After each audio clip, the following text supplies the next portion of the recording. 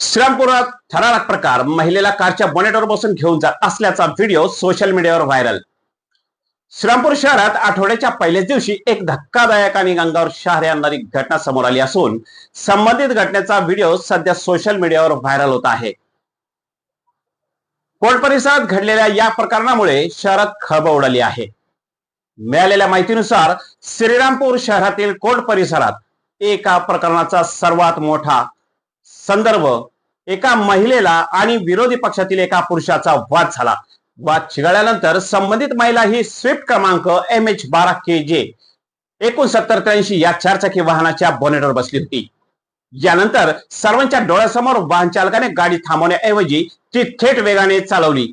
ही गाडी कोर्ट परिसरातून लक्ष्मी टॉकीज समोरून छत्रपती शिवाजी महाराज चौकाच्या दिशेने धावत गेली. दरम्यान महिला बोनेटवर बसलेल्या अवस्थेत काचेवर चपलेने आणि हाताने मारत असल्याचे प्रथमदर्शनी दिसून येत आहे. त्याचबरोबर ती जोरजोरात आरडाओरडा करत होती.